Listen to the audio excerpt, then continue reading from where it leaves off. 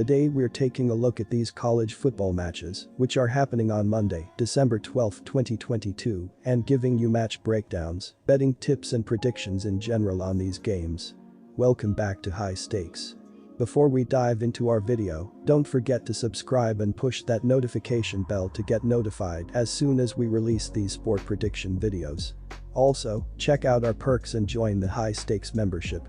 Joining the High Stakes membership is easy, is cheap, but it will help a lot in the growth process of this channel. Plus, if you would like more betting tips and predictions, then check out our Patreon in the link down below. Our new Patreon is a way for us to help you improve your chances of making more money. Multiple plans are available for each and every one of you. By becoming a member of the High Stakes Patreon, you will have access to our best team picks, total picks, parlay picks and much more. Stop wasting hours of your time searching for bad betting predictions that ends up costing you a lot of time and money. Join the High Stakes Patreon now and get the best betting picks. Going back to our video, we will give you 2 betting picks for each game, a team pick and a total pick based on facts and detailed explanation. One more thing before we start, check out our new channel High Stakes Props and Parlays, where you can find our player props and parlay picks predictions. You will find the link in the description and comments section below. And make sure to watch our videos till the end so you don't miss any of our picks. Syracuse vs Monmouth. This will be a one-sided affair on Monday night. Monmouth has been struggling offensively this season and has not faced the tenacity and length of Syracuse's 2-3 zone or seen a big man as talented as Jesse Edwards. The way to beat his zone is outside shooting, and as a team Monmouth only shoots 28.8% from 3. Without the ability to space the floor, the Hawks will have to try to score inside against the zone and will not have much luck against Syracuse's length. Syracuse has 3 scorers averaging over 14 who can put up a big game any night. That is more than enough firepower to cover this spread against Monmouth. Take Syracuse minus 21 points. Monmouth's offensive struggles are well documented. They will find it difficult to score against the zone, considering their lack of top-tier shooters. The zone slows offenses down as they must work to find open shots instead of relying on penetration from isolations. On top of that, Syracuse's offense plays a slow half-court game. They rank 291st on KenPom's rankings for adjusted tempo. Syracuse looks to pound the ball into Edwards and find shooters from the inside out. Add that with a Monmouth team that cannot score and this game is going under. Take under 140 points. Gonzaga vs Northern Illinois. The Huskies put up an average of 69.4 points per contest this season, which puts them 248th in the nation in scoring offense. Northern Illinois collects 34.6 rebounds per game, 241st, and hands out 12.1 assists a night.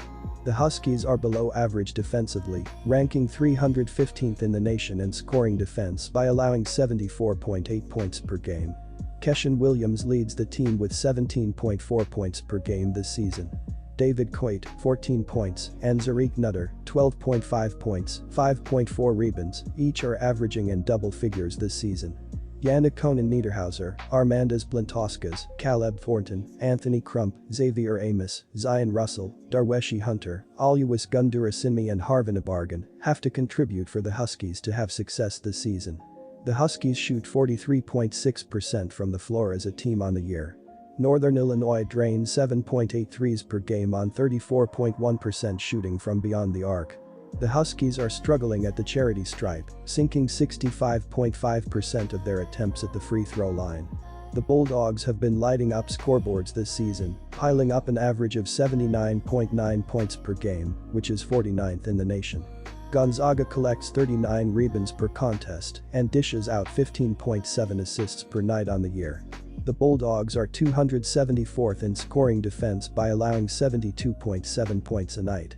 Drew Timm is leading the team in scoring as he averages 20 points plus 8.1 rebounds a night this season.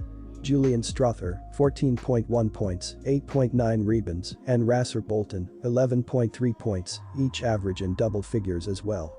Anton Watson, Nolan Hickman, Malachi Smith, Ben Gregg, Efton Reed III and Hunter Salas are solid contributors for coach Mark Few. Gonzaga is shooting a solid 49.7% from the field as a team this season.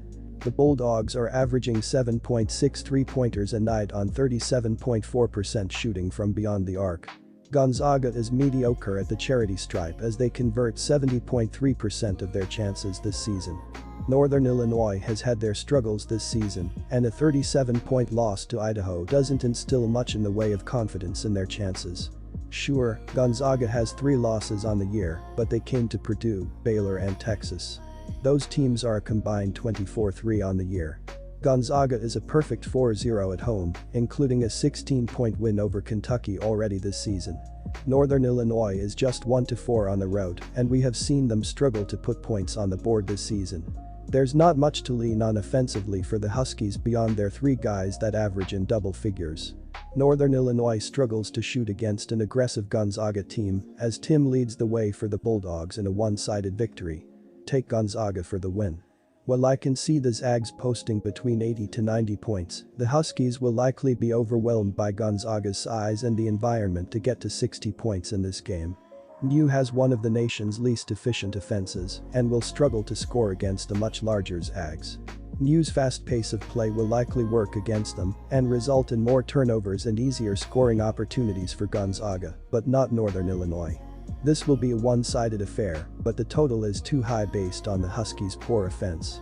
Take the under, 150.5 points. San Diego State vs Kennesaw State. UC San Diego got off to a slow start this season, losing 4 of its first 5 games.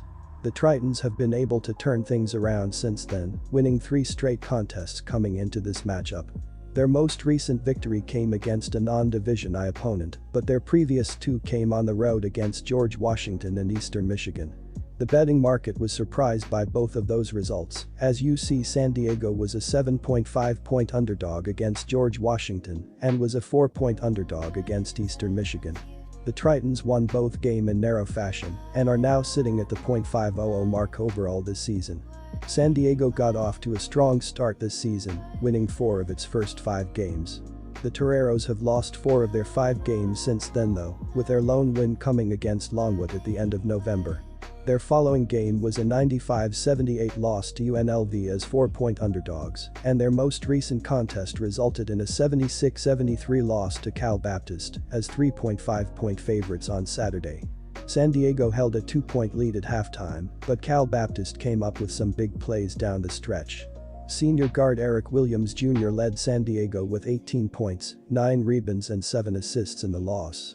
San Diego is the more talented team in this contest, which is why the Toreros are favored, but I like the underdog Tritons to make some noise on Monday night.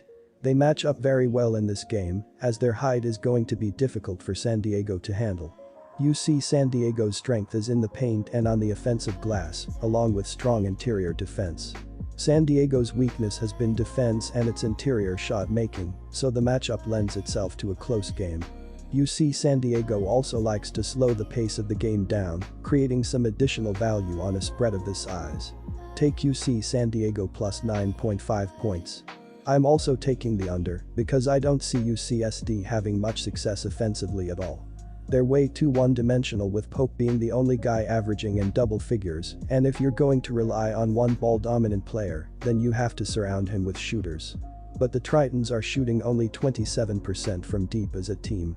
UCSD ranks 329th nationally in tempo, and they know their only chance to stick around in this one is by grinding it to a halt and limiting possessions. Even Williams has been a bit streaky for San Diego, and the Toros aren't going to send this one over by themselves. Take the under, 141 points.